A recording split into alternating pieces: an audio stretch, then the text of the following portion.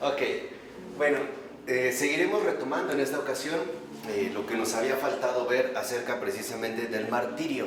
Pero ahora vamos a ver un tercer aspecto del martirio, y este tiene que ver con una referencia interna. O sea, nos vamos a referir al martirio en una dimensión interna.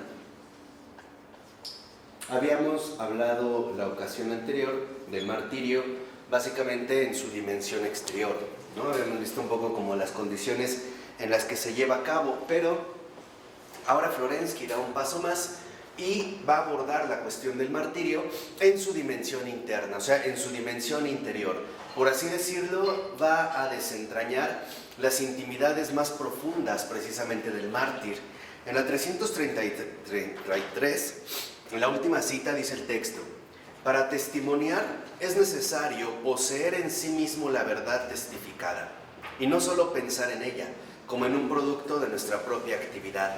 Es necesario llevarla en las entrañas, portarla en sí como algo dado para la conciencia, como algo espiritualmente coercitivo e incluso gravoso, como algo que exige ser testimoniado. Entonces, cuando habla de Florensky del martirio, haciendo referencia a la dimensión interna, sobresalen dos aspectos que son muy importantes. El primero es una posesión y el segundo es una exigencia. ¿Por qué? En el aspecto interno, ¿por qué esto resulta como muy relevante? Especialmente por dos aspectos. Primera, dice Florensky que en la cuestión interna del martirio no basta con tener el deseo o no basta con tener una idea, vamos así decirlo, para que tengamos la posibilidad o la capacidad de dar de cierta manera testimonio. No se puede alcanzar así, de hecho así no se logra. En realidad, como lo menciona Florensky, el mártir es aquel que ha sido poseído por la verdad, ha salido literalmente de su control. No es algo que él pueda manejar, no es, y esto vale la pena aclararlo, este aspecto es muy importante, creo que nos ayuda a discernir mucho más finamente la realidad espiritual. Les decía, no es que el mártir tenga propiamente el deseo de morir, no, porque esto puede tener también signos claros, por ejemplo, de vanagloria o de autoestima. No, en realidad el mártir en su dimensión interna es violentado por una fuerza mayor. O sea, el mártir se ve como empujado a dar testimonio. De tal manera que entonces, en el caso del mártir, el testimonio no proviene de él, no es algo que brote de él, o por decirlo así de otra manera, no es algo que él precisamente quiere, no brota de su voluntad, sino que es algo que de cierta manera violenta su voluntad. Aunque él no quisiera, no puede detenerse, no puede callarse, o vamos a decirlo así, no puede frenarse. Por eso va a insistir Florensky en que en la dimensión interna del martirio tenemos que darnos cuenta de que en efecto algo que se lleva a cabo es una posesión. La verdad, ¿no?, ha posesionado a esta persona, lo violenta interiormente. No es algo que para él, que él note como una especie de voluntad propia, o como un héroe, exactamente, como una especie de postura personal. No tiene que ver con esto la realidad del martirio. Por eso dice a continuación: la verdad objetiva constriñe a la memoria a recordarla e impele poderosamente a aquel que la conoce a dar testimonio de ella. O sea, hay uno se ve como impelido, forzado incluso a este testimonio. Estamos hablando de la dimensión interna, ¿no? Esta posesión, esta exigencia nos lleva a un testimonio que en realidad emerge ante todo como una fuerza. No es un testimonio que uno pudiera planificar o que uno se disponga a realizar siguiendo sus propias medidas. No es así. Esto sería en todo caso el carácter heroico, pero no el martirio.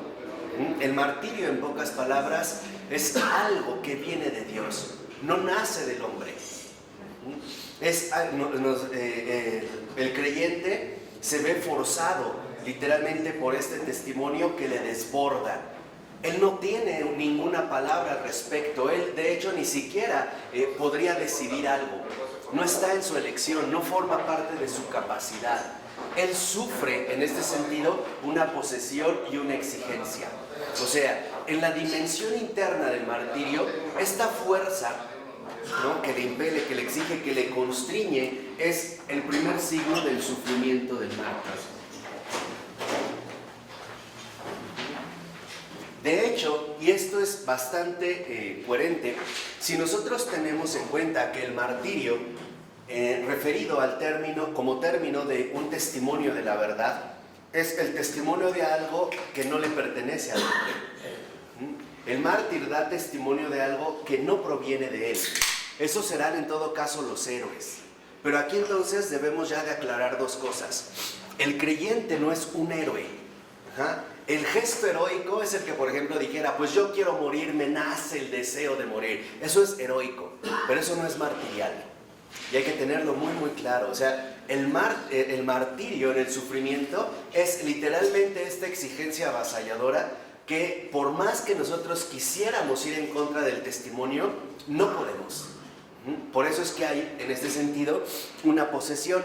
Por eso dice a continuación, en este sentido, mártir es aquel que está poseído por la verdad, el portador de una verdad que le ha sido entregada y confiada. O sea, el mártir en su testimonio aparece como un portador.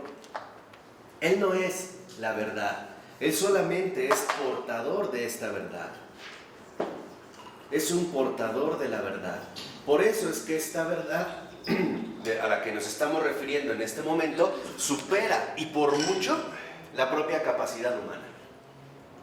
O sea, aquí vale la pena otra vez no perder de vista que no podemos confundir al mártir con el héroe. El héroe es el que se siente envalentonado como para dar su vida. Ese no es un mártir. Ese será un héroe, porque en todo caso se ve movido por sus propias fuerzas. El mártir no. De hecho, aunque ustedes ahorita no lo perciban, en realidad el mártir es un mártir a pesar suyo. En el mártir la presencia de la verdad pesa, es una fuerza. Por eso es que uno no puede decidir ser mártir. Por más que quieras, no depende de ti, no depende de tu opción. Depende de una posesión que te desborda. El mártir no es mártir por cuenta propia. El mártir no se prepara solito para morir. En realidad se ve, ¿no?, como llevado a una situación que de hecho le supera. Por ejemplo, cuando un mártir ofrece su vida en este sentido, él reconoce que está ofreciendo el testimonio que le ha sido dado. No brota de él. O sea que entonces el mártir no es un héroe. Al menos no es un héroe en el sentido humano. ¿Se puede decir que es elegido? Exactamente. Es una elección. O sea, el mártir proviene de una elección, no viene de una opción. Es algo que en realidad no proviene de nosotros. O sea, el verdadero martirio no brota de una iniciativa propia. No es algo que va a surgir por nuestro propio esfuerzo. Por eso dice a continuación, y llega al acto heroico, Bodvig, del testimonio, no por la ebullición de la sangre, o sea, por estar así como agitado, ¿no?, o por exceso de fuerzas, no vanagloriándose, no por osadía, no en un estado de efervescencia, no dejándose llevar por una u otra pasión, con lo que puede buscar en parte también una ventaja, sino sobria y sensatamente en la mayor medida, y por necesidad. O sea, en el caso del mártir, cuando es portador de la verdad, su testimonio, esta fuerza que le impele, que le constriñe, ¿no?, que es la dimensión interna precisamente de su sufrimiento, se da por necesidad. O sea, por el apremio, la exigencia, en este sentido, que el testimonio que se le ha confiado lo lleva a darlo. De tal manera que entonces aquí podríamos nosotros ya rastrear tres aspectos centrales de la dimensión interna del martirio. Primera, el mártir nunca va por decisión propia, Entiéndanlo bien, él no ha decidido esto. El verdadero mártir no va por, o sea, no se programó para ello. No va en este sentido por una decisión propia. Segunda, se ve más bien como llevado incluso por necesidad, porque este testimonio le supera, ya no está en su control. Hablando de esta dimensión interna, ya no es algo que dependa de él. Y por último, darnos cuenta que en realidad lo que está realizando el mártir es quedar constreñido por él. O sea, uno se ve como forzado, literalmente, por la presencia de Jesús. Es algo desbordante. Ajá. Lo vemos, por ejemplo, cuando Santa Teresa de Jesús recibe este dardo en el corazón. Tiene una expresión muy, muy bonita, ¿no? Donde dice, yo en ese momento no sabía qué pedir, si que entrara más a fondo o se saliera. Ya no es algo que está en nuestro control, no, sino que nos vemos como obligados, como impulsados interiormente por una fuerza que no proviene de nosotros. De tal manera que entonces el martirio no es un gesto heroico, no, los mártires no son héroes.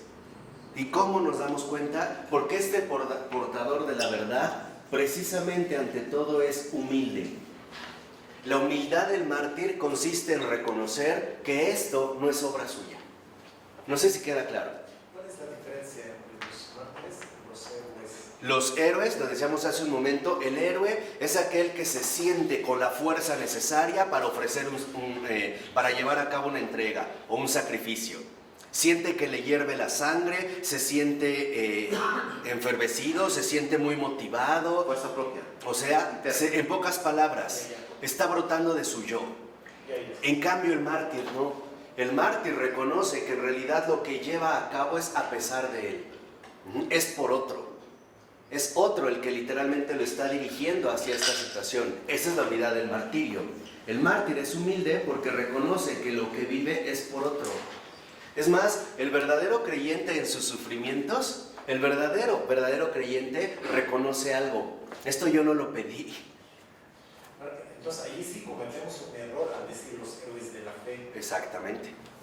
Y por eso es lo que les decía, vale ya la pena tener muy muy claro que el martirio no es un acto heroico y que los mártires no son héroes, son testigos.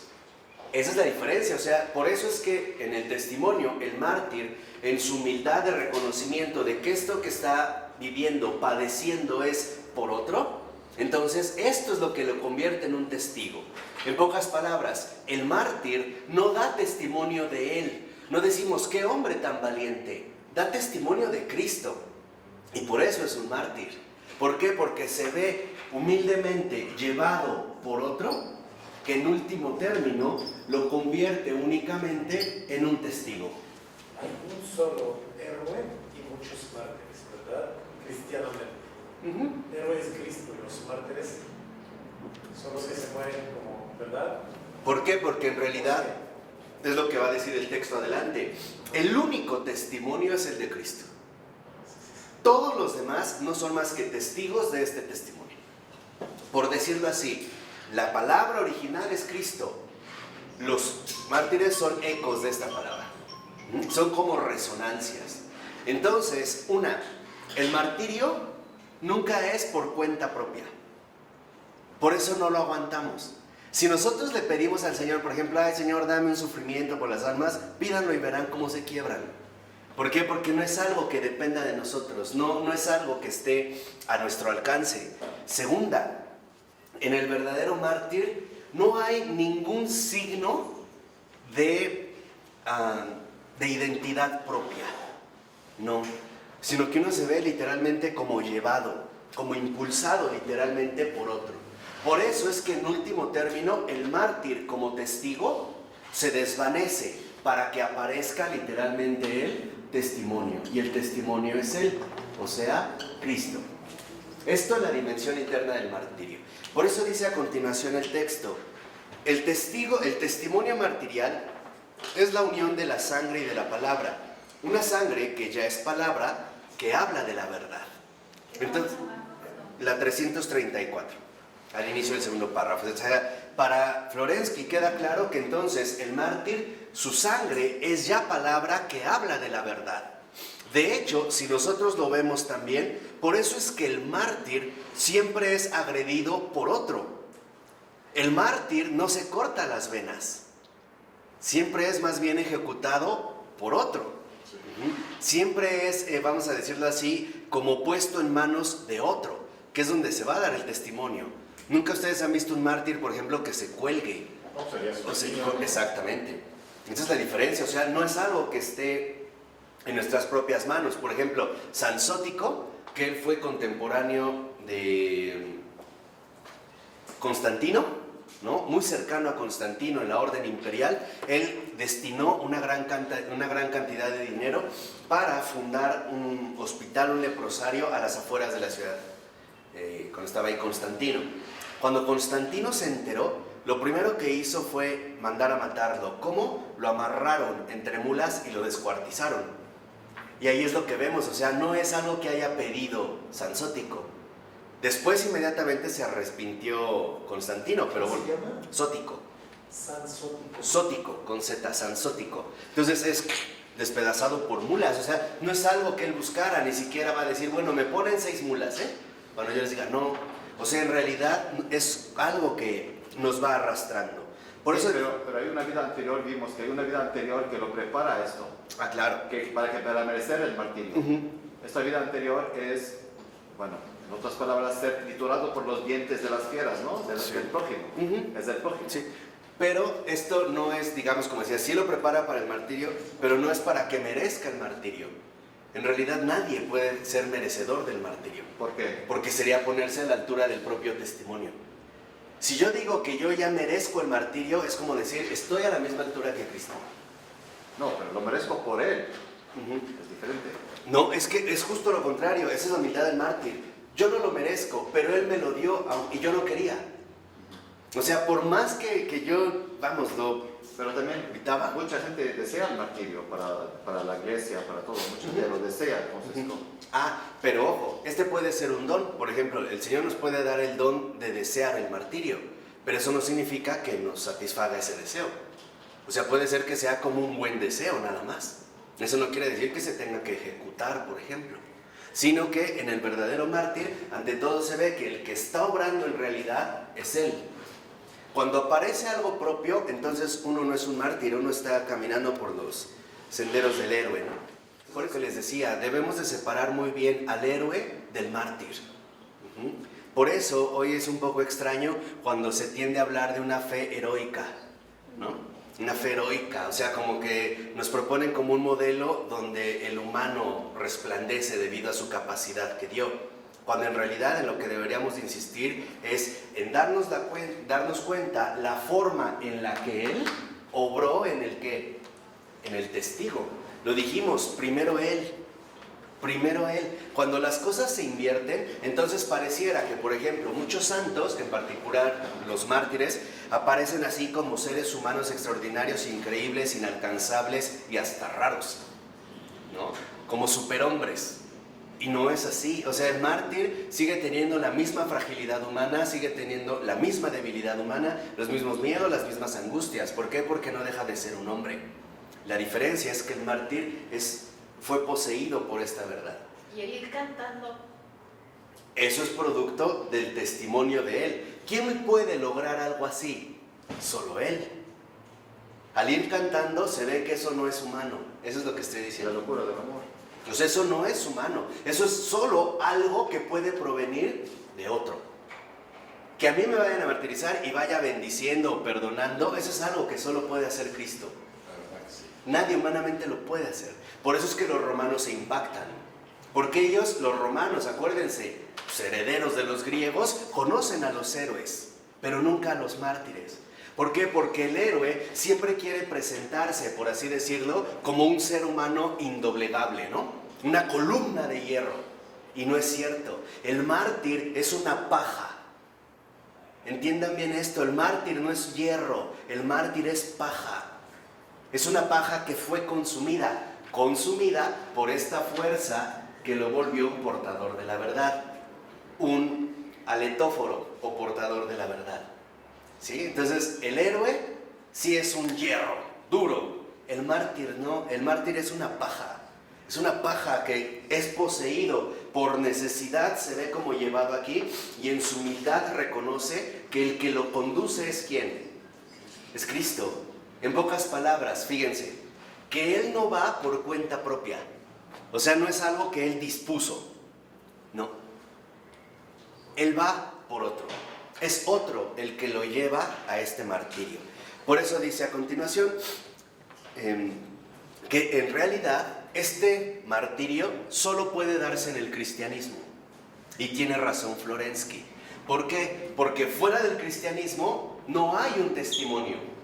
Hay deseo humano, pero no está Cristo obrando de esta manera tan radical. Por ejemplo, lo dice a continuación, aunque Sócrates optó por aceptar la muerte, no lo acepta realmente por dar un testimonio de alguien concreto. Lo acepta porque considera que sería la opción humanamente más noble. ¿Y por qué la aceptó Sócrates? ¿Por qué? Pues cuando da finalmente, ¿no? en sus últimas palabras, él dice, en realidad ustedes me condenan a muerte, pero están cometiendo una grave injusticia, ¿no? Dice, yo me muero. ¿Qué hay más allá? No lo sabemos. Ni ustedes, ni yo. Ahí está, o sea, él lo hace porque le parece la opción más, vamos a decirlo así, como más racional. Asumirlo de una manera racional. Y en ese momento tiene razón, pues no hay de otra. Pero con Cristo no es así. Por eso dice a continuación el texto. ¿Por qué? ¿Por qué solo en el cristianismo? Dice, ciertamente el sufrimiento por una idea e incluso la muerte por ella son posibles en todos los lugares, ¿no? Alguien, por ejemplo, que diga, pues yo muero por la idea de la justicia, o como había cuando hubo estas protestas, por ejemplo, en Vietnam, por la invasión de Estados Unidos, ¿no? Que se quemaban, o se prenden fuego, o cosas así. Bueno, pues sufrieron por una idea. Pues dice, eso es normal. O sea, eso se da en cualquier lugar, dice. Pero el hecho del sufrimiento y de la muerte fueron siempre, fuera del cristianismo, exteriores con relación a las convicciones. Porque no solo no se originaban por necesidad de su contenido, sino que por el contrario, inevitablemente lo contradecían. O sea, la diferencia era que en estas muertes, por una idea, por un ideal, etc., la muerte era exterior, era por algo exterior. Por algo, por ejemplo, el hecho de que yo decidía quemarme por la injusticia en el mundo. Pero en realidad, esta injusticia no tenía que ver conmigo tan íntimamente. No me poseía como solo lo puede hacer Cristo. Con esta posición, con esta literalmente exigencia. Por eso dice a continuación, ¿Quién estás, Marco? 334. Estoy avanzando ya casi abajo de la mitad del primer párrafo. Dice, y la razón es que todo lo que no es cristiano se refiere a este mundo. Esa es la gran diferencia. El héroe muere por algo del mundo. Justicia, igualdad social, por que no se cometa aborto, pero sigue siendo algo del mundo. En cambio, el verdadero mártir, el testimonio por otro, el testigo muere por algo que no es del mundo. Por ejemplo, Gandhi es un héroe. ¿Quién? Gandhi. Sí, claro, pero no es un mártir. No es malo.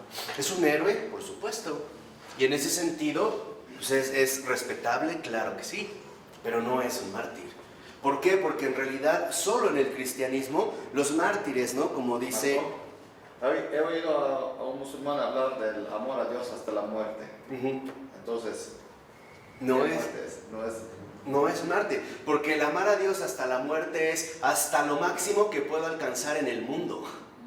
O sea, ¿no? Dejar una huella heroica de cómo morir en el mundo. En cambio, el mártir, su verdadero testimonio no es de este mundo. No es de este mundo. El mártir, como dice aquí a continuación el texto, dice, solo en el cristianismo ha sido inaugurado el nuevo reino del Espíritu. El martirio cristiano, como sufrimiento, es la consecuencia del mismo contenido del testimonio, la realidad del otro mundo. Es aquel que se vuelve inmortal a partir precisamente de ser conmemorado en las generaciones. Estamos hablando de un sentido escatológico. O sea, en sentido material, desde luego, se inmortaliza en la memoria de la gente, ¿no? De las generaciones futuras. ¿No? Pero el mártir, no es lo necesario, el héroe puede ser un inmortal. Claro. Más el mártir sí es un inmortal, ¿no? Hablando de salvación, ¿verdad? Incluso más, de manera más precisa, el héroe sí se inmortaliza según las posibilidades del mundo, pero el mártir alcanza la eternidad. Así es. Esta es la gran diferencia, o sea, muere por algo que no es del mundo. O sea, el mártir se ve arrastrado, por así decirlo, en la fuerza de la eternidad. La meta es extrahumana. Exactamente. ¿No? Por eso es que les decía, el martirio es siempre sobrehumano. No tiene nada de humano. Si tiene la más mínima presencia de algo humano, es un acto heroico, no un martirio. O sea, el martirio es meramente humano. ¿El qué? El martirio es meramente humano. Heroísmo. No, el heroísmo, exactamente. ¿Cómo era el heroísmo con los griegos? Por ejemplo, el mostrar cuál debería de ser la postura humanamente más respetable. Ejemplo, en un combate, si a mí me vencen, en lugar de pedir compasión, mejor poner la nuca para morir con honor. Con dignidad. Entonces, exacto, se ve con dignidad. O sea, lo que quiero aquí que entiendan es que el heroísmo no tiene nada que ver con el martirio, ¿eh? O sea, por ejemplo, Aquiles es un héroe, ¿no? Exactamente. Héctor es un héroe. Exacto. ¿Verdad? Por eso entonces, genial. En el mundo hay héroes, de verdad, y está lleno de héroes, pero el mundo no tiene mártires. Solo el cristianismo tiene mártires. Y es en serio, porque el mártir no tiene nada propio. Eso es lo que quiero que entiendan. O sea, no hubo algo de que iba a ir, ya me dispuse para hacerlo. E incluso quizá el ejemplo bíblico más claro lo tenemos en Jesús en Getsemaní. Padre, de ser posible, haz que pase de mí este cáliz. Si se quedan en esta palabra nos está mostrando cómo humanamente es algo que nos sobrepasa. Es algo que no podemos aceptar cómodamente, sino que uno se ve arrastrado por una fuerza que no dominas. Entonces, la eternidad, ese es justamente el testimonio del mártir. O sea, el verdadero mártir nos está mostrando que no todo acaba en este mundo. Le está dando el verdadero sentido espiritual al mundo.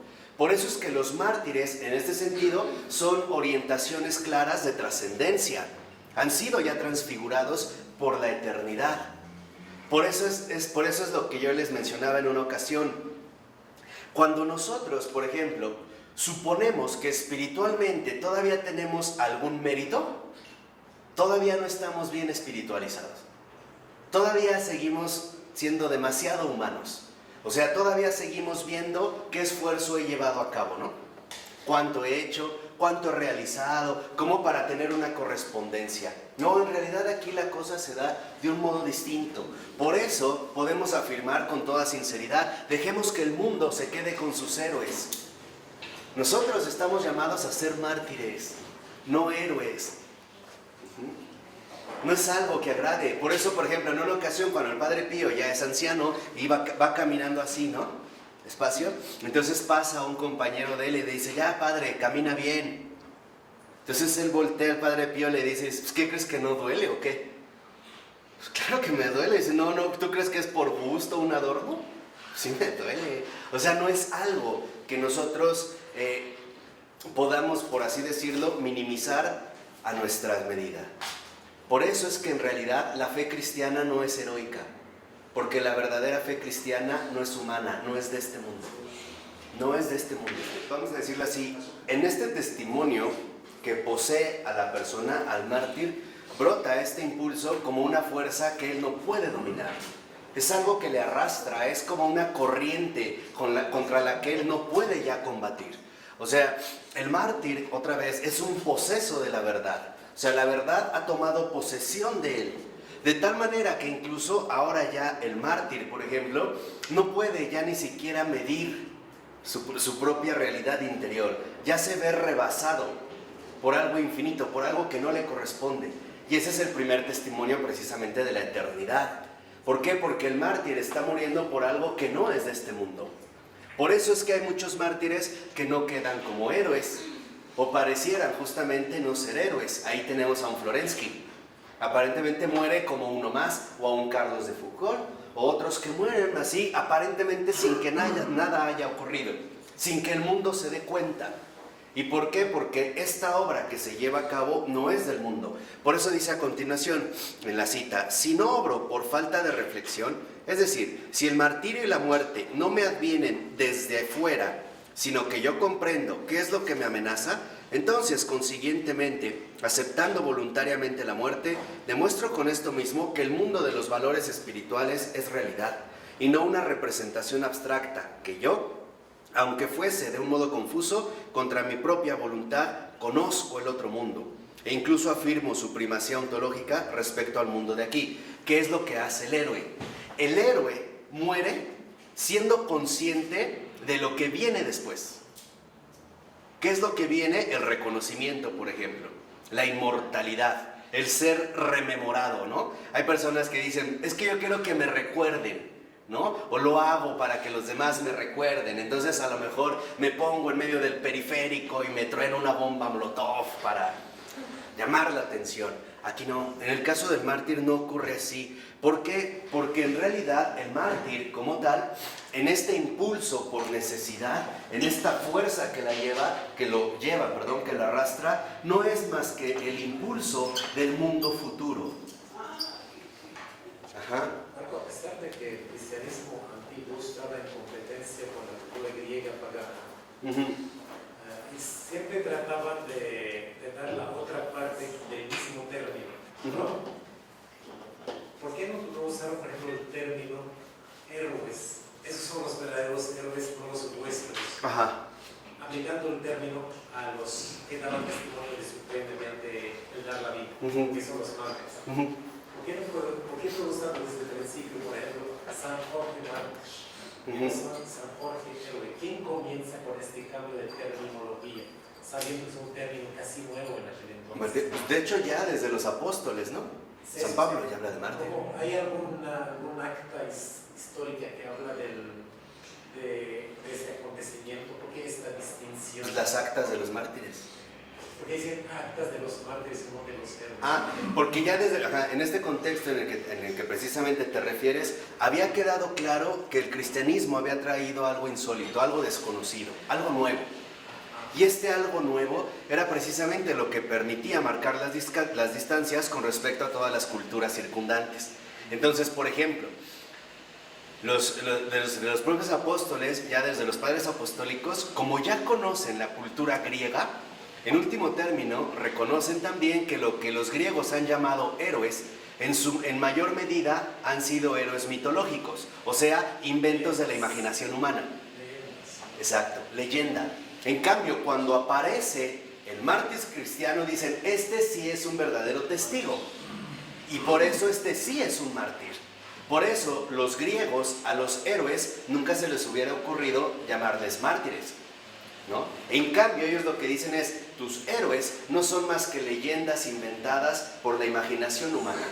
Aquí tenemos nosotros un testigo aparte en carne y hueso, cuya sangre habla la verdad. Por ejemplo, esto puede pasar con San Policarpo, si no me falla la memoria, pero estoy casi seguro que fue San Policarpo. A San Policarpo lo ponen en una pira para quemarlo, en un anfiteatro romano. Entonces él, en el momento en el que está ardiendo, ellos comienzan a ver que o sea, adquiere un color especial, pero no se carboniza. No se carboniza. Las llamas suben y no, le echan más fuego y no. Y empieza a oler en todo como a pan horneado. O sea, se estaba horneando en el pan, ¿no? En este pan cocido, en el pan de la vida eterna. Como no muere, y ven que él sigue así, entonces, ahora sí, se acerca un soldado romano a Policarpo y ¡pum!, le traspasa el pecho y el corazón. En ese momento, y están las actas de los mártires que podemos checar, vino un torrente de sangre tan grande, que apagó el fuego y brotó una paloma. ¿Qué quiere decir? En este caso, en el momento, ¿no? En lugar de que oliera a carne quemada, olía a pan. O sea, ya estaba Policarpo, ¿no? Siendo precisamente... Una Eucaristía. Exactamente. Vuelto en un testigo eucarístico. Ese es el mundo futuro. Esa es precisamente la verdadera escatología. O sea, entendamos, la escatología no es el Armagedón y la guerra de los mundos, donde viene, todo se acaba. Esa no es la escatología. La escatología, en tanto apunta al mundo futuro, en último término, nos dirige a la resurrección. Esa es la verdadera escatología. De hecho, todo apunta a esto. Lo demás pueden ser preámbulos, medios, caminos, pero justamente hacia lo que nos dirige la auténtica escatología es a la resurrección. Y es esto de lo que nos hablan los mártires. Es justamente esto a lo que se refieren los mártires. Por eso les decía, el cristianismo no tiene héroes. Y cuando han sido héroes, créanme, no fueron cristianos. No estaban con el Espíritu de Cristo. Por eso dice a continuación, en la 335, más o menos 5 renglones antes de que termine el primer párrafo. Dice, en definitiva, el cristiano testimonia que existe otra vida, la auténtica, la raíz de toda vida, que existe la resurrección de entre los muertos y que solo manteniendo la fe se puede entrar dignamente en la vida del siglo futuro. Este es el mayor testimonio de los mártires. No lo hacen como una idea, por ejemplo, de es que hay otro mundo más allá, con cierta incertidumbre o con una convicción intelectual. No, lo hacen con un testimonio vivo. ¿Por qué? Porque el mártir, justo a partir de haber sido poseído por la verdad, él ya está siendo partícipe de ese otro mundo. Él ya lo está viviendo. Y se está dando cuenta de que este otro mundo, en pocas palabras, violenta nuestra realidad. Violenta nuestra realidad. Nos invita literalmente a abrirse, a sacrificarse. Y en pocas palabras, el mundo futuro que vimos en un primer momento en esta dinámica interna, este mundo futuro es precisamente la vida eterna.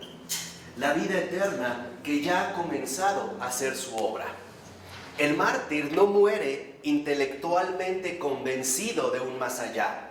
Muere ya impregnado de la eternidad en su propia carne. Su sangre ya está, por así decirlo, transfigurada.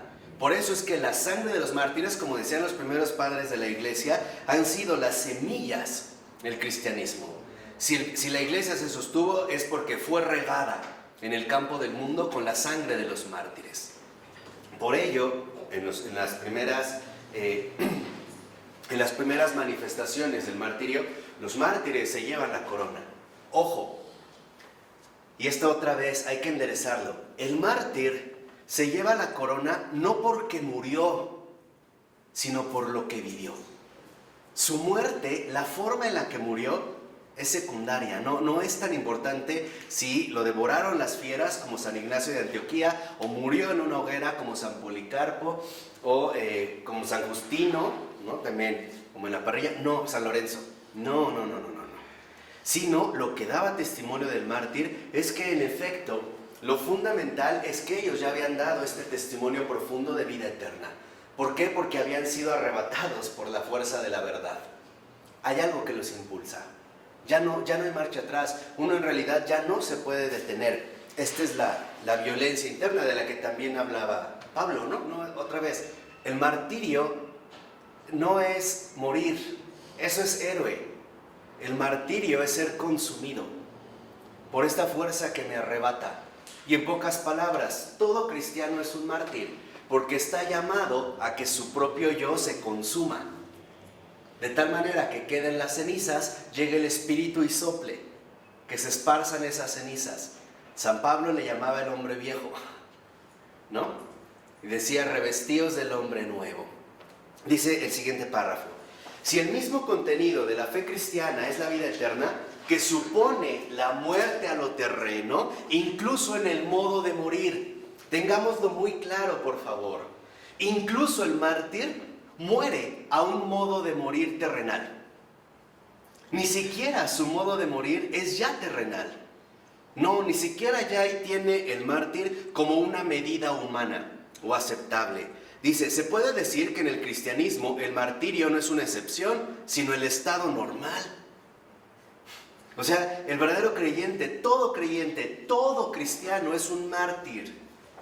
No es una excepcionalidad, entendámoslo. Porque hay dos tipos, por así decirlo, de sangre. Hay quienes derraman la sangre visible, pero hay quienes se desangran invisiblemente. Hay quienes padecen hemorragias internas que nadie ve. Y hay quienes literalmente sí dan como este testimonio abierto. Pero ningún cristiano está excluido del martirio.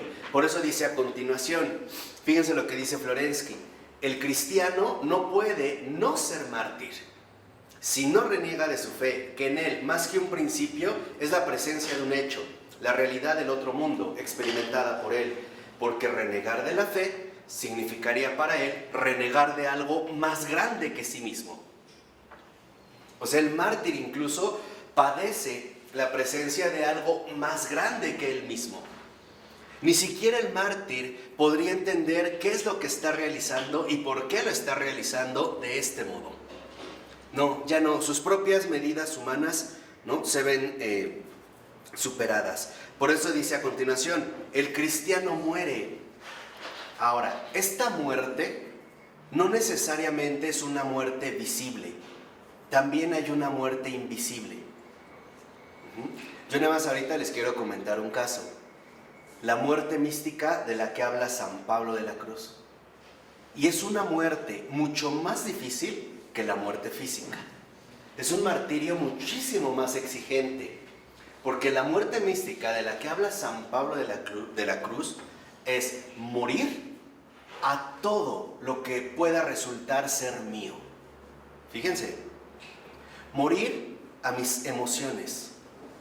Esto no quiere decir que me voy a volver insensible como la ataraxia griega, no, sino que en realidad voy a morir a mí mismo para que viva Cristo en mí.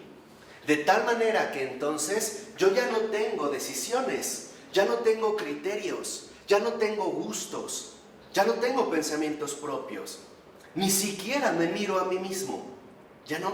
En la muerte mística no soy más que pura receptividad. He muerto totalmente a mí para que Cristo nazca totalmente ¿en quién? En mí. ¿Escribió un libro? Sí. ¿Cómo se llama? El Diario Espiritual. ¿Cómo? Diario Espiritual. Diario Espiritual de San Pablo de la Cruz. Es pero extraordinario. Y, o sea, en esta muerte mística que él maneja, de verdad es un martirio muchísimo más complicado. ¿Por qué? Porque el martirio físico se puede consumar en un instante, ¿o no? No es que me hago el tonto, no, ya no hay una transacción con Cristo de bueno, ahorita sí, luego no. No, muero de una vez y para siempre. Mi yo queda totalmente sepultado. Ya no hay opción, por así decirlo, de revivir. Ya no puedo revivir a mí. Lo único que me espera es justamente alcanzar la resurrección. Y esto es también algo que Pavel Florensky conoce bastante bien. Por eso dice a continuación, estamos en la 335, ¿no? En la siguiente cita. El cristiano muere, testimoniando con ello que en su corazón reposa verdaderamente el espíritu de la vida, y que el espíritu es percibido con más realidad y firmeza que esta vida pasajera en el mundo que se destruye. Y por eso los sufrimientos y la muerte del mártir cristiano se convierten en algo más que un momento de la biografía. ¿Qué es lo que les dije? Lo importante en el mártir no es cómo murió, lo importante en el mártir es qué vivió. Eso es lo extraordinario en el mártir. ¿Qué vivió? Por eso una vez una persona decía, es que, a ver, Cristo por su muerte no puede ser tan sobresaliente. Hay personas que probablemente han muerto de una manera peor. Bueno, físicamente sí, podría darse el caso, pero no es la muerte, sino lo que ahí se experimentó, lo que ahí se dio. Y lo que ahí se dio fue precisamente la aparición concreta de la eternidad. Sí, hay peores, hay gente que murió peor. Sí, enfermedades. Claro, más. por supuesto. ¿Sufrieron? No. Murieron de una manera mucho más dramática o mucho más visiblemente traumática, Larga. sí. Larga o como quiera que sea. ¿Por qué sufrieron? Perdón. ¿Por qué sufrieron? No, porque en realidad Cristo tiene todo el sufrimiento de los hombres. Todo. El de todos. ¿No hay quien ha sufrido más que Cristo? Nada. Nada. ¿Por qué? Porque Él está sufriendo lo de todos, está sufriendo por todos y además está sufriendo también por el Padre, como hijo. En el martirio, lo importante no es cómo murió, No, la dimensión interna. Pero Lo importante es que vivió. Por eso es que en realidad también incluso podríamos hablar de bebés mártires. Si ahorita, bueno, lo que nosotros hemos estado mencionando precisamente del martirio, nos podemos dar cuenta que si hablamos, por ejemplo, de los niños, de estas personas abortadas, también son mártires. ¿Y por qué son mártires? Porque precisamente lo que ahí vemos es que de entrada ellos no tienen nada propio. Están plenamente en las manos de otro. Desde un vientre que no pueden decidir, ¿no? Siendo en este sentido, pues asesinados, ¿no? Por otros, sin ninguna posibilidad de opción. Entonces, incluso, por ejemplo, si nosotros nos damos cuenta que en efecto un bebé abortado es un mártir, como tal, veremos que a pesar de que hay tantos millones de abortos y causa tanto estrago, al mismo tiempo también hay tantos millones de mártires que también forman parte de esta comunión de los santos. Y la razón aquí en realidad, digámoslo así, mucho más profunda, es que incluso este niño, lo mismo que Cristo, ha nacido para morir pronto. No tiene un proyecto, no hay una dimensión, no hay, vamos a decirle así, un plazo de vida. Él literalmente ha sido concebido ¿para qué? Para morir. En ese sentido tiene una vocación cristológica, ¿no? Claro. Pequeñitita, o sea, es una vocación cristológica, por así decirlo, pura, genuina y auténtica, incontaminada. Lo importante es reconocer que en efecto, por ejemplo, en el martirio, en el verdadero martirio, en su dimensión interna, muero por algo que no me pertenece. No es algo que brota de mí. Esto es lo que lo hace diferente de un sacrificio. ¿De acuerdo? El ejemplo que ponía George hace rato es muy bueno. ¿Por qué? Porque aquí nosotros no podemos confundir martirio con sacrificio. Decía, si de repente llegan, ¿no?, en ciertas situaciones y por ser católico te van a matar y tú aceptas que esto se lleve a cabo por no renegar tu fe, te estás sacrificando por la verdad. Y eso tiene un mérito. ¿Por qué? Porque has mostrado una virtud. La virtud de la perseverancia, la virtud incluso de la valentía. Pero eso es un sacrificio. Eso no necesariamente es un martirio, ¿eh? Entonces, aguas. Derramar la sangre no significa que eres mártir. No nos confundamos. O sea, no todo sacrificio es martirio. ¿Qué significa esto? O sea, el martirio como tal, lo vimos, en su dimensión interna, me lleva a darme cuenta de que hay como un arrebato, ¿no? Soy arrebatado interiormente por una verdad que yo ya no puedo controlar. De tal manera que el verdadero mártir no tiene nada propio. Se ve, hasta insistía Florensky, ¿no?, como por necesidad, arrastrado por él. De hecho, el mártir... ¿No se sacrifica el mártir por Cristo?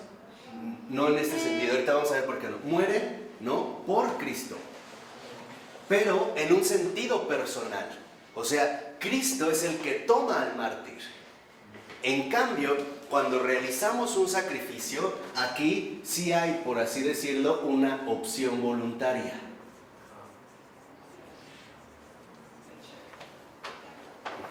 Esto es lo que hace sumamente diferente el martirio del sacrificio. ¿Por qué? Porque todavía el sacrificio involucra una opción voluntaria, de hecho una renuncia personal. Todavía hay algo mío. En el caso del verdadero mártir, esto no se da, porque él sí muere literalmente por Cristo. Pero vean, por Cristo como Cristo hacia él. Aquí morimos por Cristo desde nosotros por él. Y dos aspectos que es lo que precisamente no nos permite ubicar bien la situación. Número uno, siguen vinculando y relacionando el martirio con la muerte, con el derramamiento de sangre. Y no, aquí estamos hablando del martirio en tanto dimensión interna como vivencia. No es tanto que sea justamente lo ideal, sino lo radical en su aspecto, yo les decía, más profundo de la dimensión interna del martirio. Ustedes ven el martirio como un final, no lo están viendo como en su proceso profundo. Ya no muere, testimoniando con ello que en su corazón reposa verdaderamente el espíritu de la vida, y que el espíritu es percibido con más realidad y firmeza que esta vida pasajera en el mundo que se destruye. Una, en el sacrificio todavía hay algo mío. Y se olvidaron lo que les dije al principio. El mártir ha sido poseído por la verdad. El mártir... ¿Dónde? Danos un verdadero martirio sin que haya una huella humana, solamente el de Cristo. Los demás, siendo hombres, está la huella humana. No hay absolutamente en todas las actas martiriales una huella que no sea huella humana. Es que, ahí está la mezcla de lo humano. Aquí está donde se perdieron. Les dije desde el principio, en la dimensión interna del martirio estamos hablando de su vivencia y dijimos, el único testimonio es el de Cristo.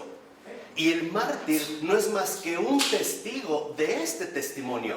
Por ello es que en el sacrificio, en cuanto tal, todavía algo perecedero, lo mío, esto algo mío aún es perecedero. Si yo, se los voy a poner así tajante, como decía Ronnie, si yo todavía puedo decir en el último momento sí o no, gracias.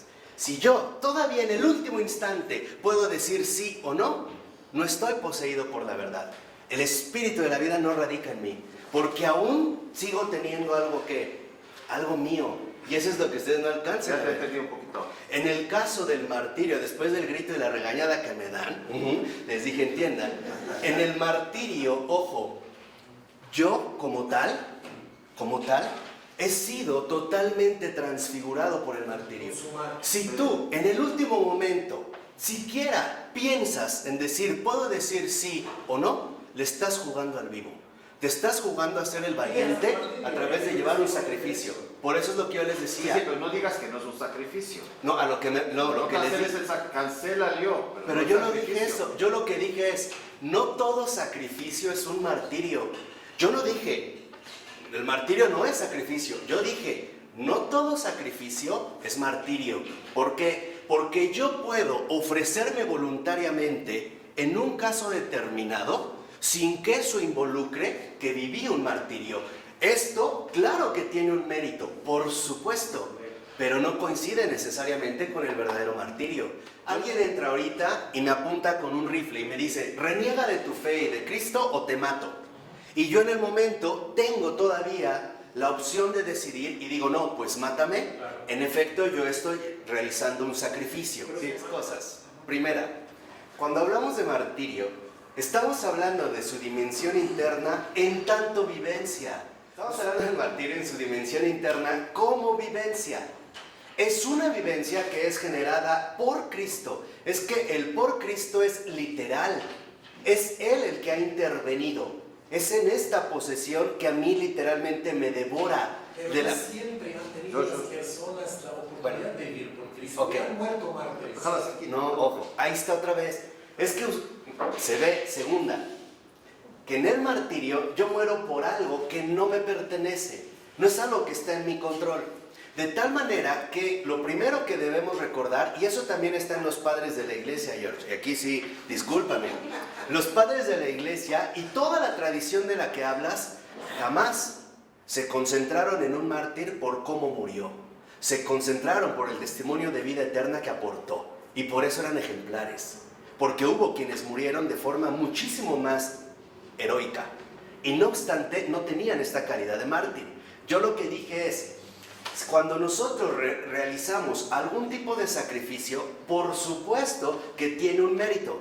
El mérito se da en el hecho de que se presenta, por mínima que sea, una opción voluntaria.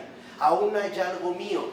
Y este algo mío es justamente la disyuntiva que se puede dar entre un sí o no.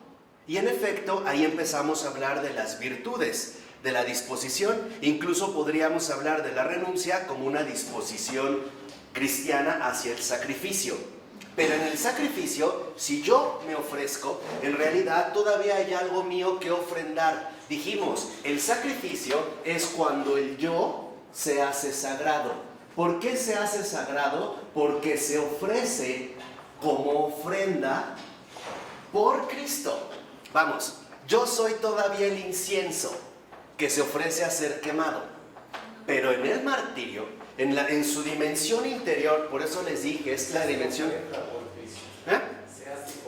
Me ofrezco.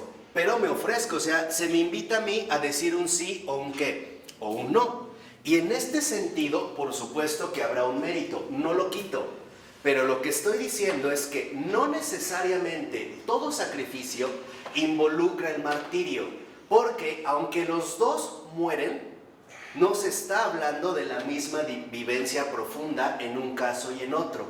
Por eso yo lo que les decía, no todo sacrificio es martirio. Ahora, no todo martirio, en este sentido, tendría que acabar necesariamente con una muerte sangrienta. Por ejemplo, San Juan, en este sentido, también es un mártir. Y no obstante, los evangelios sabemos que es el único que no mataron, a menos de los que se saben. ¿Por qué? Porque en el caso del verdadero martirio, cuando muero por algo que no me pertenece, aquí yo muero por Cristo. O sea, Él obra directamente. En cambio, el sacrificio cristiano, yo no obro por Cristo, me ofrezco para Cristo. Por eso en el sacrificio nosotros podemos decir, acéptame, o esto lo hago para Cristo. Confundimos las preposiciones, puedo decir por Cristo, cuando en realidad lo que estoy diciendo es lo hago por Cristo. Mi ofrenda es para Él, me ofrezco para Él. Esto lo ofrezco por Cristo. Como cuando, por ejemplo, ofrecemos a lo mejor algún tipo de ayuno o penitencia. También en este sentido es un sacrificio. Son llamados mártires. Hoy a muchas cuestiones le podríamos llamar un mártir. ¿Por qué nos llaman nosotros la Iglesia Universal? Y no la Iglesia Universal, como un término. Ahora, el hecho de que se le llame mártir es no indagar a fondo en qué consiste realmente esta realidad profunda del martirio. En el martirio en cuanto tal no hay mérito propio. No hay un mérito propio. Es que nunca Dios nos quita mérito propio. Siempre nos deja poner este grano de arena, como dice Santa Teresa de Niño Jesús. Siempre vamos a dar este granito de arena. Este granito de arena en el verdadero martirio está en que yo soy consumido primeramente por esta fuerza de la verdad que me habita, que me devora, que me desborda. Ese es el primer paso de la vivencia interna del martirio. Y no es algo en lo que yo puedo controlar o medir. Vamos a ver si así queda más claro.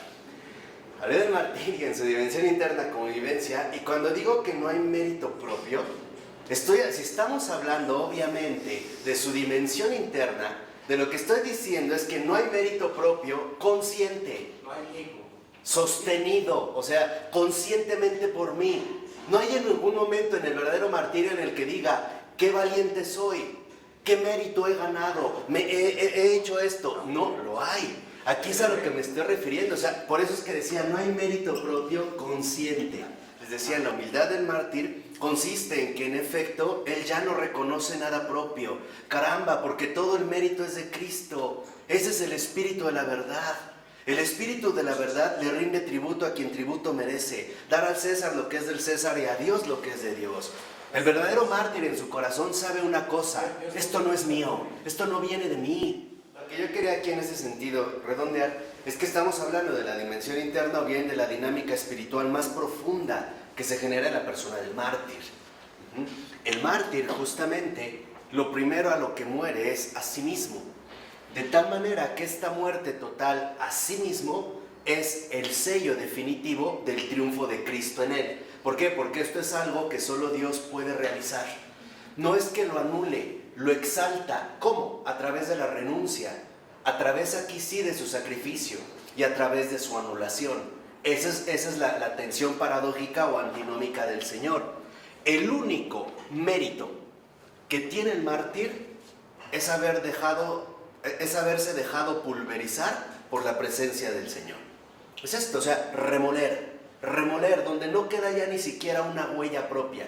Es la única forma en la que en efecto va a resplandecer el testimonio de la vida eterna.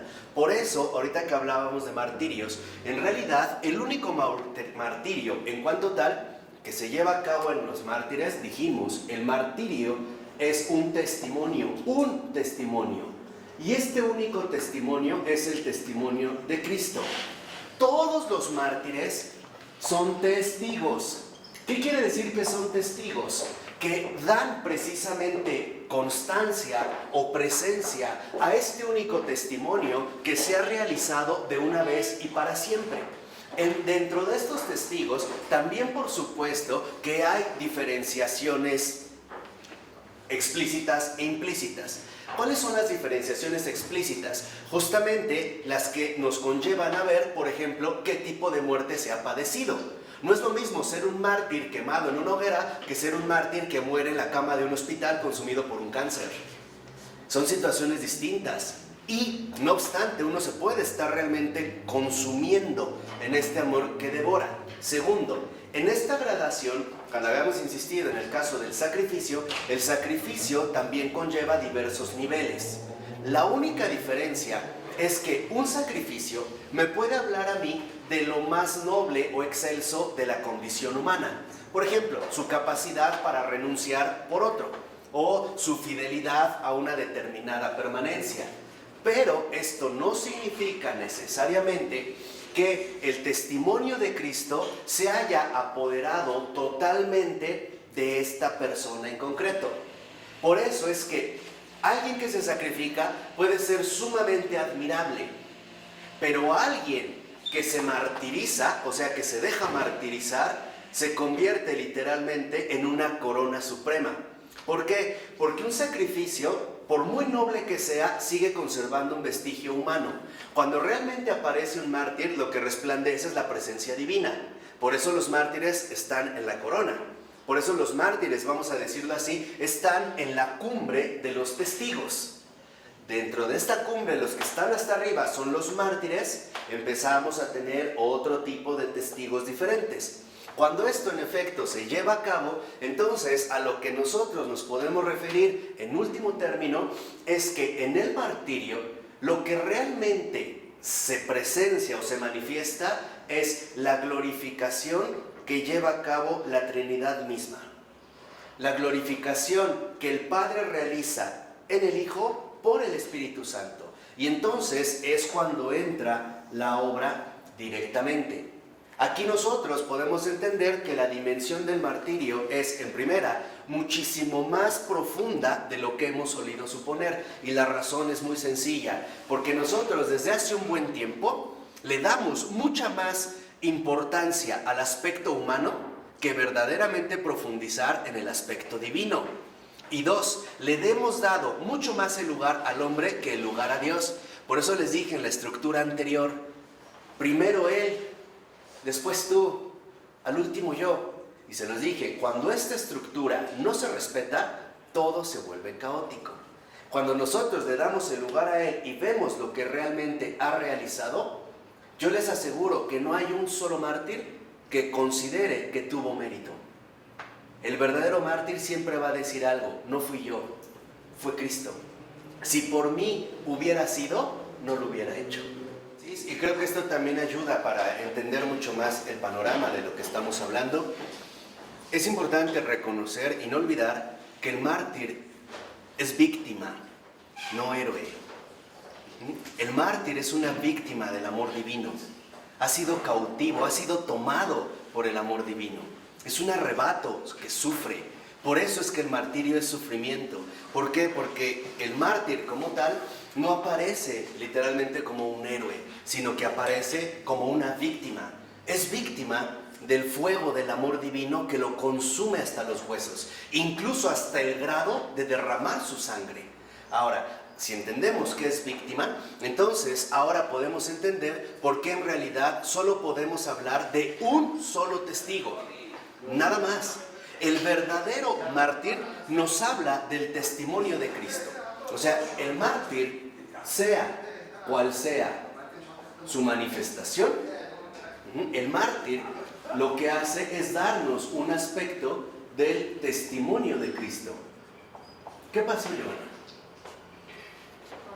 A ver, perdón. Oye, una pregunta. Cuando una persona da la vida por otra, ¿hay qué se considera? Un sacrificio. Ese es un buen gesto, es nobleza, ¿no? Tú puedes ofrecer... Pero en la palabra dice que no hay amor más grande que da su vida por el otro. Por eso, o sea, no hay amor más grande que el que da la vida por sus amigos, ¿no? O sea, por la gente en el cual nosotros hablamos de este amor. Amor en el aspecto de la posibilidad que tenemos humanamente de llevar a cabo un gesto de caridad. Pero en el caso del martirio, al vincularnos al testimonio de Cristo, el mártir es víctima. Es víctima de un fuego abrasador. Por eso es que es consumido.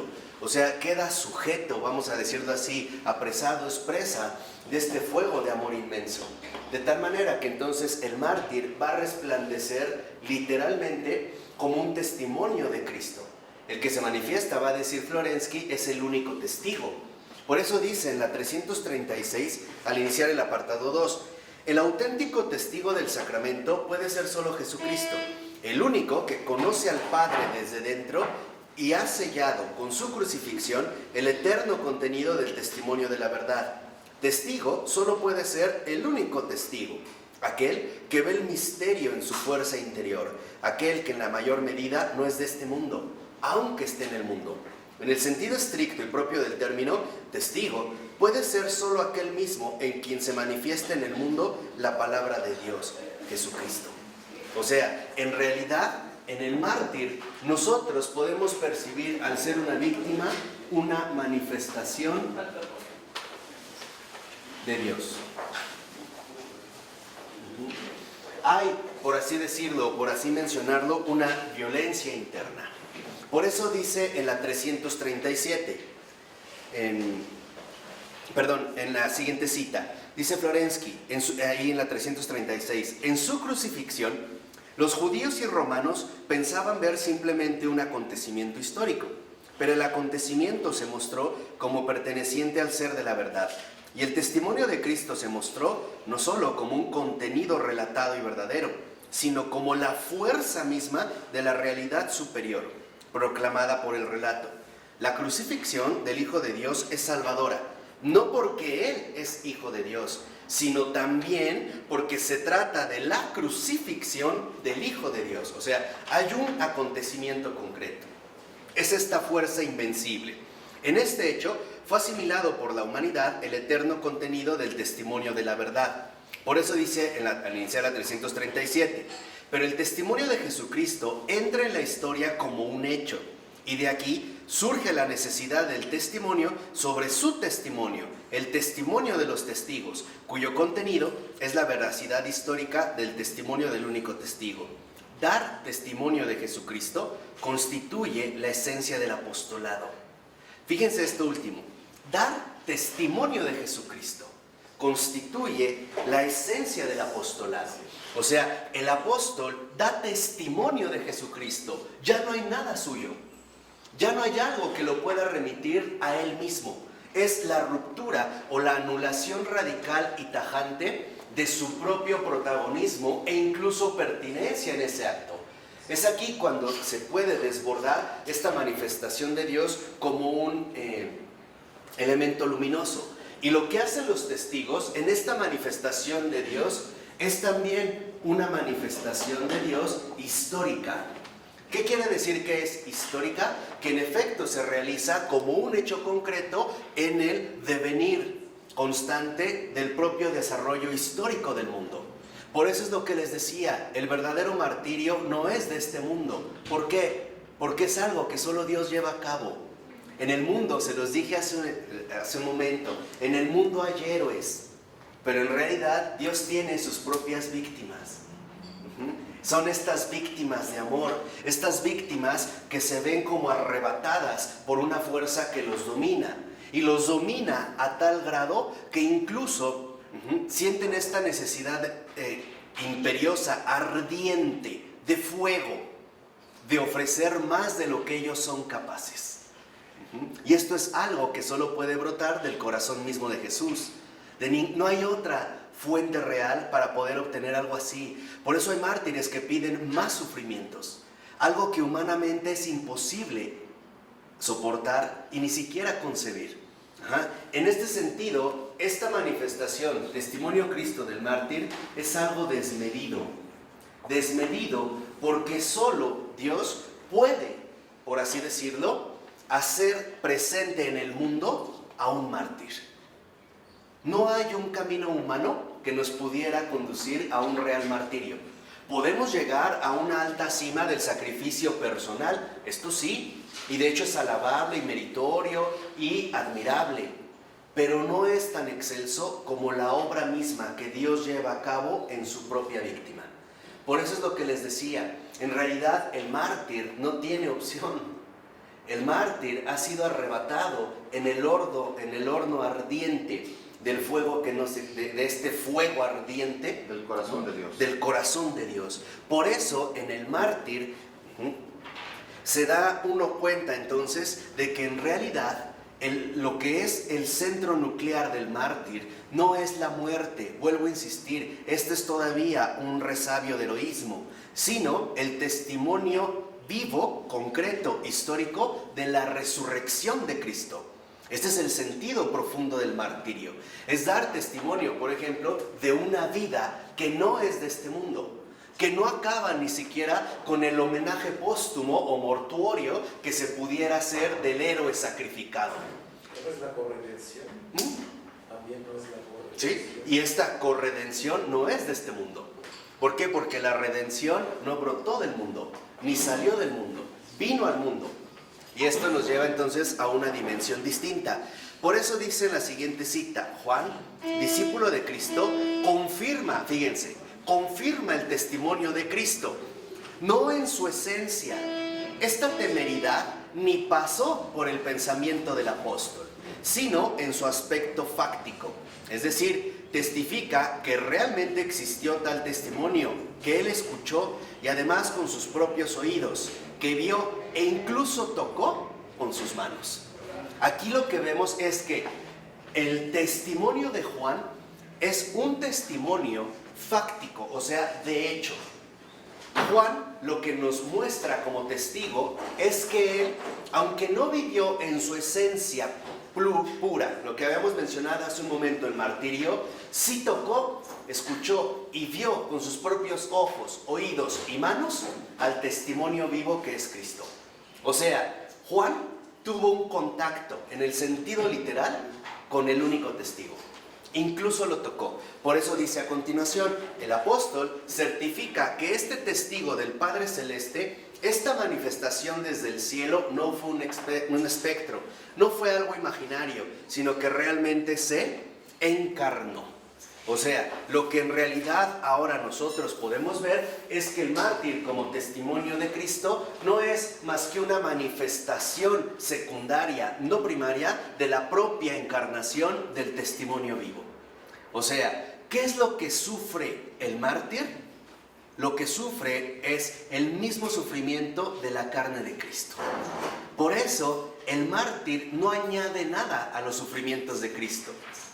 El mártir recibe el sufrimiento de Cristo, según la voluntad del Padre. Aquí es cuando vemos cómo hay literalmente una inversión de los términos. Por ello, va a decir en la 338, a partir del segundo renglón, que fue descubierta una nueva vida, y de hecho nació una nueva época de la historia humana, que percibió sensiblemente por el testimonio del martirio la realidad de un ser más pleno y más firme que el mundo mismo. O sea, el mártir en esta manifestación histórica, en efecto, a nosotros nos lleva a la manifestación tajante en el mundo de una vida nueva. Una vida nueva que justo por venir de Dios ni siquiera es equiparable o igual o idéntica a la muerte mundana. La sublimidad de la muerte terrenal es la muerte heroica. Aquí ni siquiera esos parámetros se ven, vamos a decirlo así, respetados, porque Dios hace nuevas todas las cosas, incluso hasta hace nueva la forma de morir. Una forma de morir que ni siquiera ya encaja en nuestros propios estándares humanos. Por eso dice 2 renglones abajo, de esto dan testimonio las actas de los mártires y el arte de las catacumbas, donde no reina la visión fantasmagórica y subjetiva del mundo de ultratumba, sino un clima de alegría y de color, enraizado en una auténtica ontología. O sea, literalmente en un nuevo modo de ser. Por eso dice a continuación, El testimonio martirial, desde los tiempos más antiguos, se convirtió en la iglesia en típico, como la máxima compenetración posible entre la vida ascética del hombre y el valor eterno. De aquí se sigue que todo testimonio ascético en la iglesia es comprendido como un acto martirial. O sea, cuando nosotros nos damos cuenta del mártir en tanto testimonio de Cristo, estamos nosotros ahora refiriéndonos a un acto. Pero el martirio es un acto divino. Es un acto que en realidad solo Dios lleva a cabo. Con esto no estoy diciendo que el hombre no participa en nada, que es una especie de maniquí o muñeco que está inerte. Lo que estoy diciendo es que en efecto el martirio es una gracia inmerecida que Dios ofrece para llevar a cabo, por así decirlo, con sus propias manos y su propia presencia. El mártir todavía puede decidir. El mártir ya no tiene elección. Ha sido escogido desde la eternidad para ser víctima del amor divino. Esa es la gran diferencia. Esto es justamente... Sin opción. Sin opción, escuché eso. Sí, sin una opción. Por eso dice, al iniciar el siguiente párrafo, en la conciencia eclesial, todo santo es un mártir. ¿Por qué? Porque todo santo, literalmente en cuanto tal, murió a sí mismo y dejó que el único testigo viviente resplandeciera de mil maneras y de una manera hermosísima, con fragancias distintas y de olores diferentes. Por eso les decía, el martirio no tiene como centro primordial la muerte, tiene como centro primordial la vida divina. De tal manera que entonces, ahora sí, este acto divino es el acto divino de la santidad, en el cual el primer martirio que se lleva a cabo es la crucifixión de uno mismo, el morir a sí mismo. Por eso dice a continuación, el gesto ascético de la vida cristiana en cualquier condición externa es siempre martirial, porque supone la renuncia a sí mismo en nombre del otro mundo. Y de este modo, en el santo, fluyen las aguas del siglo futuro en medio de las aguas turbias de la historia. O sea, ¿qué es lo que ocurre en el caso de la santidad? Entran torrentes de eternidad en las aguas estancadas del mundo. Son, por así decirlo, como la respiración de boca a boca que el Señor realiza en el mundo. ¿Para qué? Para volver a respirar una vez más su aliento de vida, como un aliento que vivifica. Dice a continuación, en su corazón el santo ha salido ya del mundo. El santo ya no está en el mundo, ya no es de este mundo, ya no es, aunque sí permanece en el mundo. Por eso es que en realidad la santidad como tal no es de este mundo. Por eso les decía, aunque haya una persona que realice gestos plenamente heroicos, no significa que por ello es un santo. En la India, a pesar de no ser católicos, reconocen a Teresa de Calcuta como una santa. A Gandhi no. A Gandhi lo reconocen como un ejemplo de humanidad, pero no alcanza la santidad. ¿Por qué? Porque la santidad rompe los esquemas habituales, tanto humanos como mundanos. La santidad, y esto me gusta mucho repetirlo a mí, la santidad viene a poner patas para arriba los límites humanos. ¿Lo puede repetir, pero en el otro? ¿En otros términos? O sea, la santidad lo que viene a hacer es a dislocar, a trastornar las estructuras humanamente habituales. Eso es lo que hace la santidad. Por eso es que la santidad rompe con todos los parámetros concebibles o posibles. Por eso es que los santos, cada santo en particular, es tan nuevo, tan sorprendente y tan inimaginable. No hay un modelo de santidad. Cada santo es una obra única. Es una obra única que es el sello de que Dios sigue obrando en el mundo. Ahora, ¿cómo sigue obrando Dios en el mundo? Con criterios que no son del mundo, sino con su presencia. Lo que hace en realidad el santo, en pocas palabras, es intranquilizar a los demás. ¿Por qué? Porque cuando Dios se hace presente, los hombres tiemblan. Y lo primero que recibe el santo es rechazo, incomprensión, abandono, críticas, burlas, etcétera, etcétera, etcétera. Y esto lo podemos ver incluso dentro de la propia iglesia. Los santos, curiosamente, son los más incomprendidos por sus propios hermanos. Por eso, la persona que se va, o sea, teniendo más espiritualidad, dicen que su círculo cada día se va volviendo más estrecho, a lo último queda Claro, solo. ¿sí? ¿Por qué? Porque llega un momento en el que ya no encajas en las estructuras del mundo. Ya eres un santurrón, un persinado, un aburrido, un no sé qué, no cambias de tema, nada más hablas de Dios, nada más hablas de Cristo, ya no nos diviertes. Dime. Y funciona al revés también, o sea, entre más se abren tus círculos, es que más te alejas de la santidad. Claro. ¿Por qué? Porque literalmente entonces en lugar de santidad estarías ya empapándote de mundanidad. Por eso yo se los dije una vez, el cristianismo que lo acepta todo y que está de acuerdo con todo, no es cristiano. Ahí es donde entra el combate, que es lo que vimos la sesión anterior. Por eso dice a continuación,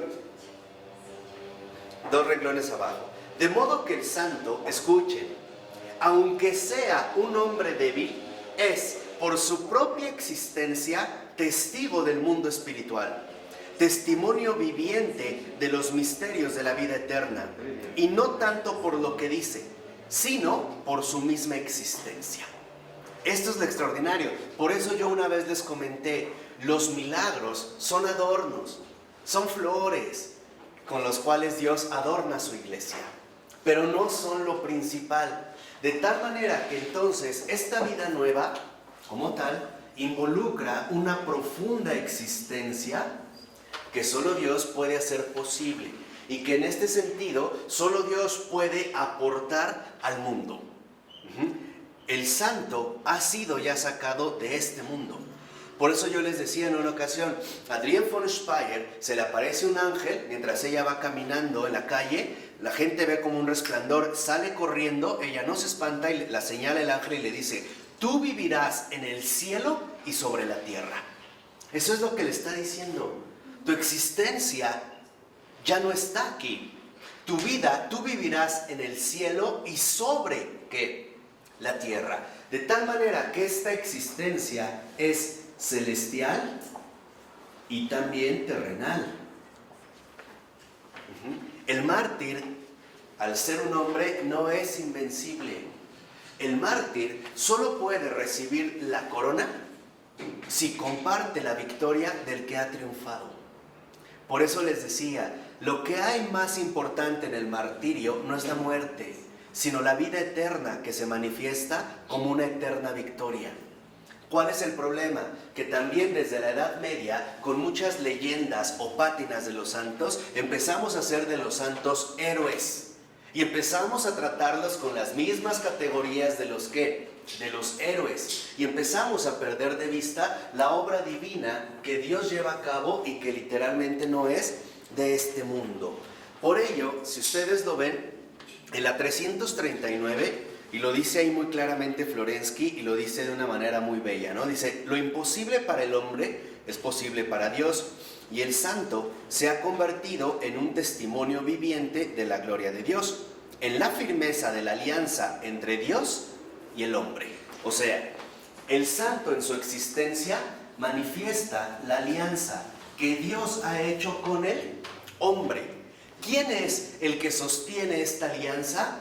Dios. El hombre no podría sostenerla. El hombre simple y sencillamente no podría conservar esta fidelidad.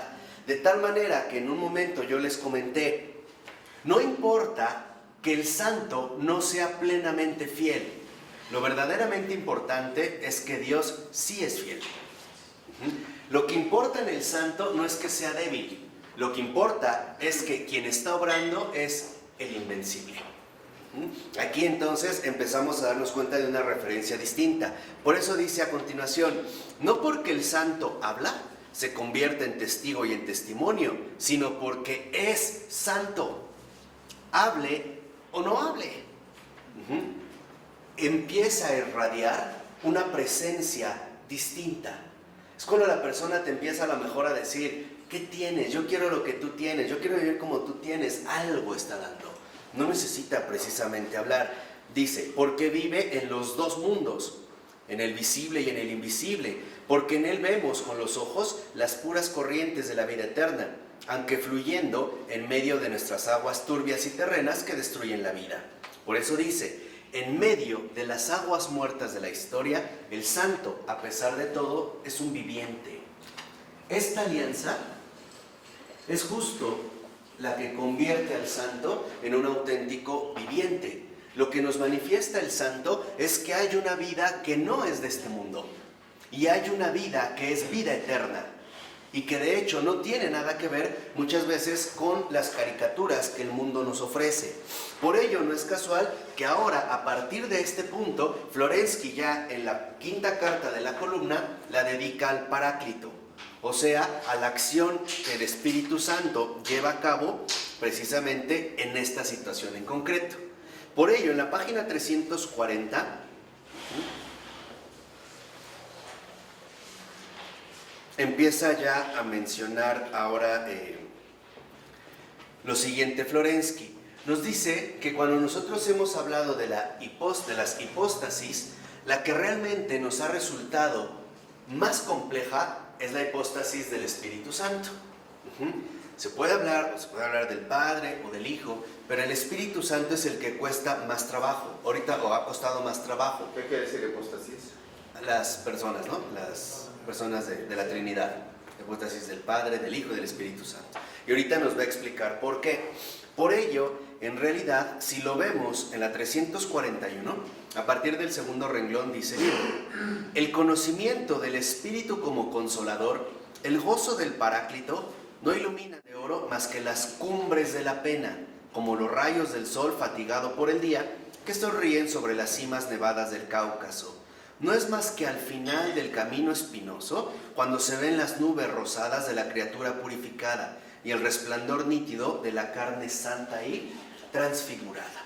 O sea, la obra total del Espíritu Santo, su manifestación total es al final.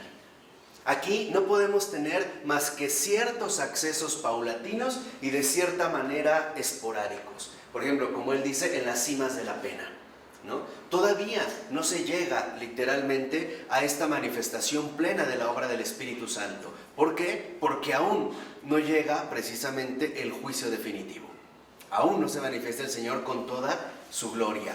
Por eso es que el Espíritu Santo no tiene una manifestación todavía tan plena, al menos no para nosotros. Dice a continuación, la resurrección de la carne, obra final del Espíritu, espera todavía su cumplimiento histórico. Y esto también es algo que ya se había dado cuenta. Por ejemplo, San Bernardo. San Bernardo decía, aún los santos que ya están en el cielo no están completos. ¿Por qué? Porque les falta su cuerpo glorificado. ¿Qué quiere decir? Que aún los santos ya la hicieron, pero no están completos. Aún les falta la resurrección de la carne, la glorificación de la carne. ¿María? ¿Y María? Ese es el único caso en particular donde la obra del Espíritu Santo se ha consumado. Jesús y María, ¿no? Ellos ya no esperan este juicio. Son la única excepción. Por eso dice en 3 renglones abajo, el Espíritu no se mostrará plenamente como Paráclito, consolador de la tristeza, hasta la resurrección final. Entonces fíjense, cuando Florensky ahora habla de este testimonio de Cristo, y en efecto ahora entra el Espíritu Santo, lo primero que reconoce es que el Espíritu Santo únicamente va a llevar su obra total hasta la resurrección final, la resurrección de la carne. Por ello, nosotros lo único que podemos tener hasta este momento son anticipos de esta obra del Espíritu. Por ejemplo, en los cuerpos incorruptos de los santos. Pero aún así, esta incorrupción no es la incorrupción gloriosa, no es la resurrección de la carne. Es solamente como un aviso de lo que el Espíritu va a llevar a cabo. Por eso dice a continuación, pero ahora, 3 renglones abajo, en general, por término medio, de ordinario, Fuera de sus impulsos más fuertes, la existencia personal del cristiano, así como la vida cotidiana de la iglesia, exceptuando la de los elegidos del cielo, no conocen más que de un modo reducido, confuso y oscuro al Espíritu Santo como persona. Además, su conocimiento de la naturaleza celeste de la creación es lagunosa y esporádica. ¿Por qué? Porque todavía no es, por así decirlo, el momento del Espíritu. ¿Pero por qué está hablando hasta del Espíritu? ¿Por qué está mencionando todo esto en este contexto? Porque ahora ya introdujo literalmente a la tercera persona, al Espíritu Santo, como lo que lleva a cabo la realización de todo lo que hemos visto, y cómo esta consumación del Espíritu Santo únicamente se va a ver expuesta hasta el final. Nadie puede dar testimonios de tu espíritu. Exacto, o sea, y hasta la resurrección final. O sea, para darnos cuenta cómo, por mucho que nosotros hablemos del testimonio de Cristo, aún este testimonio no está absolutamente consumado por la resurrección final. O sea, por la resurrección gloriosa de la carne. Aún todavía falta vamos a decirlo así, la obra, el punto final del Espíritu Santo. Por ello dice abajo que este conocimiento esporádico, ¿no?, bastante limitado, dice que la razón es muy profunda. El conocimiento de fe es la entrada real de Dios en el hombre y del hombre en Dios. Por tanto, el conocimiento pleno del Espíritu como persona conlleva la interpenetración total del Espíritu y del mundo. Supone la transfiguración plena de la creación, cosa que aún no se da. Aún seguimos sometidos a lo caduco, ¿no?, a la muerte, a la caducidad. Dice, la escatología es la manifestación completa de la alegría del Paráclito. Y solo una persona resucitada puede conocer plenamente la hipóstasis que lleva a cabo en el mundo la obra de la resurrección. Por eso dice a continuación, y dice Florensky, y no puede ser de otro modo. El conocimiento del Espíritu Santo volvería todo lo creado enteramente neumatóforo, enteramente divinizado, otorgaría una iluminación acabada. Entonces la historia llegaría a su fin, la plenitud de los tiempos y de los plazos se cumpliría. Entonces, en el mundo entero no existiría más el tiempo. ¿Qué es lo que dijimos? O sea, cuando realmente aparezca la resurrección final, entonces el tiempo se termina. Ese es el tiempo como el plazo, ¿no?, que se nos ha dado de acuerdo precisamente dentro de esta, vamos a decirlo así, voluntad divina, providencia divina o sabiduría divina. Por ello, entonces, Florensky ahora va a insistir en el caso del Espíritu Santo, que para nosotros como los creyentes nos es imposible alcanzar una plenitud del conocimiento del Espíritu Santo. No podríamos. Si nosotros alcanzáramos esta plenitud es porque ya estaríamos transfigurados. O sea, solo vamos a poder entrar en una profunda comunión con el Espíritu Santo hasta la resurrección final. De otra manera, estaríamos ya divinizados. Estaríamos ya compartiendo en plenitud la condición del resucitado. Condición que únicamente como criatura conoce María. ¿De acuerdo? Por ello dice la 343, en la cita que menciona. Dice, la victoria conseguida por Cristo sobre la muerte y la corrupción no está todavía asimilada por la creación, no lo está aún completamente. La consecuencia de esto es que todavía no se da un conocimiento integral. O sea, por mucho que nosotros alcancemos un alto nivel de sabiduría, aún esta sabiduría no es plena, no es total. Seguimos expuestos al error, a la insuficiencia e incluso también a las equivocaciones. Por eso dice a continuación, del mismo modo que las santas reliquias incorruptibles de los ascetas son el signo de la victoria sobre la muerte, es decir, que el espíritu se descubre en la naturaleza carnal, las santas visiones espirituales son el signo de la victoria sobre el entendimiento, es decir, que el espíritu se descubre en la naturaleza psíquica.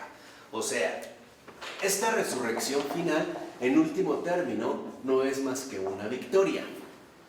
De tal manera que entonces podemos darnos cuenta que el mártir, en efecto, realiza, al menos dentro de lo posible en el mundo, la victoria final del Espíritu Santo. O sea, la transfiguración total de esta persona. O como diría San Pablo, hasta que Cristo sea todo en todos. Y en el mártir, Cristo lo fue absolutamente ¿qué? Todo. Ahora entienden por qué les decía hace un momento que en el mártir ya no hay nada propio. Ya, Cristo lo es todo. Cristo lo fue absolutamente todo. Por eso, para el mártir, Cristo no solo fue mi vida, también fue mi propia ¿qué? Muerte. Por eso les decía, no es la muerte la que tiene en este sentido el punto final. Por ello, entonces, reconoce aquí que Florensky, que por ello es que ha habido una enorme dificultad al momento de querer hacer una teología plena del Espíritu Santo.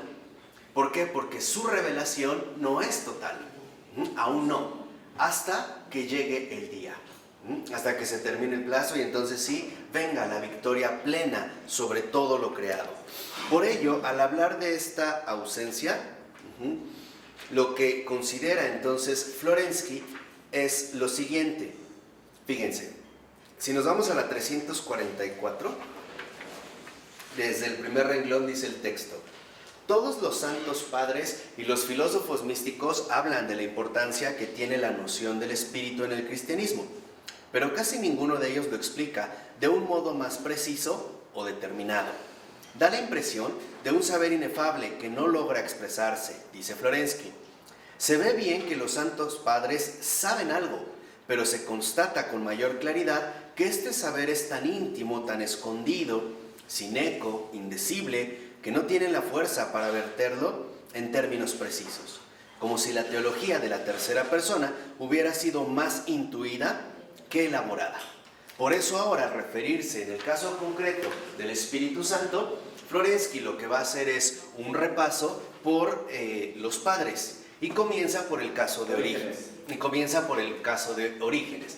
Dice al iniciar el segundo párrafo: en el De Principis, en efecto, Orígenes expresa su convicción de que la idea del Espíritu Santo es una noción especial de la doctrina cristiana. Y sin embargo, Orígenes pasa de lado lo que él mismo llama el aspecto más esencial de la concepción cristiana de la vida. Entonces, aquí tenemos que cuando se ha querido indagar en el Espíritu Santo, se han tenido serias dificultades para llevarlo a cabo. ¿Por qué? Porque aún no se ha manifestado en plenitud. Esto será hasta el final, hasta el último día, hasta que descienda el Hijo del Hombre, ¿no? Con gloria y esplendor, con toda la presencia del Espíritu Santo. Entonces, Orígenes menciona al Espíritu Santo y dice que es un aspecto central del cristianismo, pero no lo aborda. Como que le da la vuelta, ¿no? Como que lo pasa de largo. Más o menos unos 6 renglones antes de que acabe el párrafo dice el libro: si hasta el siglo III el espíritu es mal separado del verbo, la confusión aumenta en toda la literatura patrística por el hecho de que las nociones del Espíritu Santo y de la sabiduría de Dios no son netamente distinguidas la una en relación con la otra, ni claramente definidas con respecto a la noción de logos. Fíjense, 3 siglos. Y todavía estos padres o bien no mencionan al Espíritu Santo, o lo hacen como de pasada, o no profundizan, o tienen serios problemas al intentar reconciliarla literalmente con la manifestación del Padre y del Hijo, ¿no? Como que cuando se trata del Espíritu Santo andamos como tanteando, ¿no? Como decía Florensky, como que es más una intuición, una elaboración. Por eso dice al iniciar la 345, este flujo de ideas es debido al hecho de que los encuentros intelectuales con el Espíritu Santo son excepcionales. O sea, los encuentros intelectuales con el Espíritu Santo son muy raros, no es lo común. Son casos en realidad muy especiales, casos o luces que en la providencia divina tendrán un propósito muy particular, pero no es lo común. Por eso, aunque nosotros hablamos o invocamos mucho al Espíritu Santo, nos es difícil hablar de él en términos tan concretos. ¿Por qué? Porque aún no está manifestado de manera plena. Por eso, fíjense, ya mencionó a Orígenes, lo que pasó hasta el siglo III. Dice al iniciar el otro párrafo: el análisis en otros padres y autores espirituales llega al mismo resultado. O sea, al intentar abordar el Espíritu Santo, tienen problemas. No pueden solventarlo de manera plena. Dice, San Atanasio, por ejemplo, debe reconocer la consubstancialidad del Espíritu. Si no, debería rechazar todo lo que se dice del Hijo. O sea, San Atanasio acepta la consubstancialidad del Espíritu Santo, no por el propio Espíritu Santo, sino para no comprometer al Hijo, lo que ha dicho del Hijo. Y ahí es uno de los focos importantes. O sea, San Atanasio no llega realmente a una comprensión profunda del Espíritu Santo. Lo asume como consubstancial al Hijo, porque si lo negara, terminaría negando ¿a quién? Al Hijo, al Verbo. Lo hace como por una... ¿Por qué termina negando al Hijo? ¿Por qué motivo? Sí, porque entonces negaría, digamos, esta revelación trinitaria que se manifestó precisamente en los relatos del propio Verbo, en la manifestación del Verbo. Si se negara la obra del Espíritu Santo, entonces el Hijo o bien no es Dios, o bien no sería hombre. De tal manera que entonces para que esta obra se haya encarnado el Hijo de Dios, en esta obra se haya encarnado el Hijo de Dios, el Espíritu que lo lleva a cabo tiene que ser Dios. Es más, por una consecuencia, por este compromiso. Dice, a continuación, pero no precisa en qué consiste la ekporeusis, o sea, la procesión del Espíritu en su diferencia con la génesis del Hijo. Puede Atanasio hablar de la génesis del Hijo, pero no puede explicar en qué consiste la procesión del Espíritu. Ahí es donde van a tener algunas dificultades. Dice, Basilio Magno, por ejemplo, reconoce que el modo de la procesión es inexplicable. No tienen todavía términos, una teoría más definida, más concreta de lo que ahí ocurrió. La aceptan, pero no la pueden explicar. ¿Qué es lo que no pueden explicar? Más en detalle. Que el Espíritu Santo es Dios y persona. Que sea Procede. de la misma naturaleza. Eso es lo que van a tener complicaciones. Dice, Florensky piensa que esta deficiencia, escuchen, no se debe a falta de reflexión, sino que no puede ser de otra manera, y esto por una causa determinada. De los tres caracteres personales de las hipóstasis divinas, agenesia, el Padre, génesis, el Hijo, y ekporeusis, el Espíritu, las dos primeras son espiritualmente comprensibles, mientras que la tercera aparece solamente como el signo de cierta experiencia espiritual que hay que esperar todavía. O sea, esta victoria está en espera, en stand-by. Por eso le ponemos 3 puntos. ¿Por qué? Porque aún no se ha dado, vuelvo a insistir, esta manifestación total. Por eso lo que insiste Florensky es que no es que los padres hayan sido intelectualmente torpes. Lo que pasa es que no se puede, porque esto únicamente se va a alcanzar hasta el último momento, ¿no? Hasta el día final. Por ello va a decir, cuando se ha querido ingresar en el ámbito del Espíritu Santo, como que tanteamos, y no lo podemos reducir a algo plenamente acabado, porque todavía no se manifiesta esa victoria. Se mantiene en este caso en espera. Dice a continuación, la causa del silencio teológico sobre el Espíritu no es por tanto meramente teológica, sino que depende de la historia de la salvación. Fíjense, aquí es donde entra, me parece que uno de los puntos más fuertes, al menos de lo que ahorita estábamos mencionando. Dice, sobre la historia de la salvación. La comprensión de la tercera hipóstasis espera un tiempo nuevo, en la maduración de la historia creyente, el advenimiento de una nueva experiencia espiritual. ¿Qué quiere decir? Que en realidad todavía estamos en preparación. Totalidad. Tampoco leímos su totalidad. Porque, pero en el caso de la obra del Espíritu es porque lo que está en espera es lo desconocido. Nadie sabe lo que en realidad va a ocurrir ahí ni de qué manera. ¿Qué hace? ¿Qué hace? La resurrección final, la resurrección gloriosa de la carne, el juicio, el día, la escatología, nadie la sabe. Nadie, ni siquiera tenemos una sospecha de qué va a ocurrir. ¿Cómo va a ser? ¿Cómo se va a dar? ¿En qué va a consistir? Eso es algo que nadie sabe. En realidad, o sea, no podemos tener ya nosotros una visión futura completa de cómo van a ser las cosas. Podremos tener anticipaciones, ideas, pero en realidad es una obra totalmente insólita. O sea, la plenitud. Estamos hablando de La segunda venida del Hijo, desde la resurrección final, la victoria total de Dios sobre todo, incluida la muerte, la victoria final alegre del Espíritu, eso todavía está en espera. Nadie ni siquiera podría decir cómo va a ser, cómo va a ocurrir, cómo se va a llevar a cabo. Todavía en realidad se mantiene en esta tensión.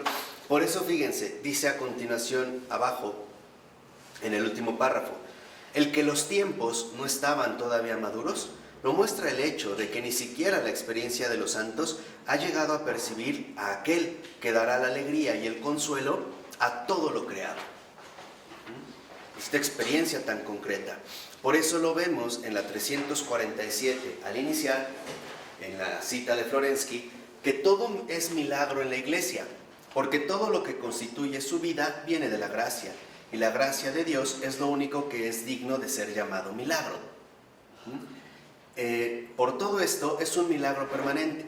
Ahora bien, existen también en la iglesia soplos más raros, milagros en el sentido más común del término. Cuanto más raros son, más lejos están de una expresión verbal. No se puede establecer una fórmula para tales milagros, porque toda fórmula expresa una repetición. Por eso les decía, no hay santos repetidos. La santidad no es una secuencia repetitiva. Dice, fuera de ciertos instantes particulares en que los fieles permanecían en el Espíritu Santo o comenzaban a estarlo en conjunto, y toda la cuestión está aquí, una tal permanencia en el Espíritu no se ha convertido en un hecho corriente de la vida. O sea, todavía nosotros no alcanzamos una experiencia del Espíritu como si fuera lo más normal del mundo.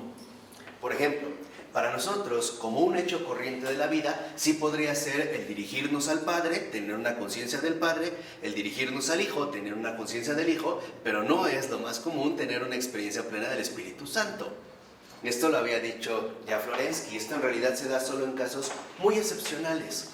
De hecho, así como tal, yo solamente conozco un caso, que es la beata Sor Isabel de la Trinidad. Si ustedes leen sus escritos, ella tenía una gracia excepcional. Ella podía platicar, entrar en diálogo profundo con la Trinidad, como Trinidad, pero también podía dialogar con el Padre, o con el Hijo, o con el Espíritu Santo.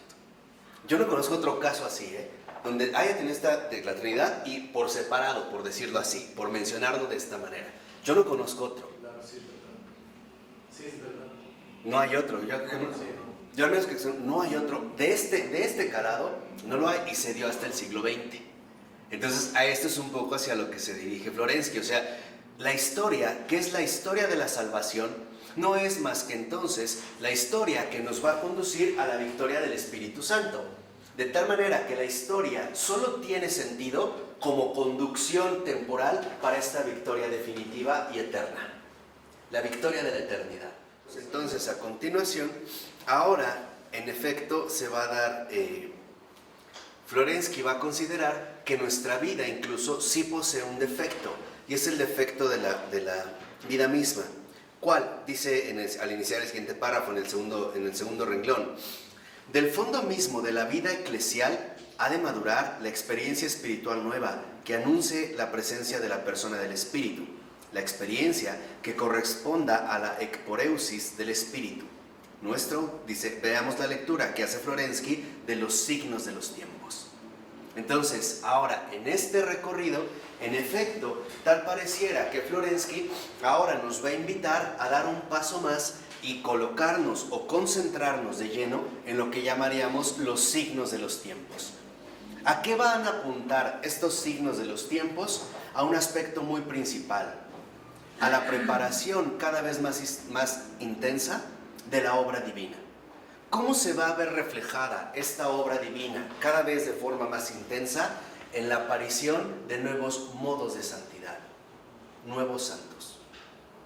De una santidad que probablemente nosotros en algún momento hubiéramos considerado imposible o rara.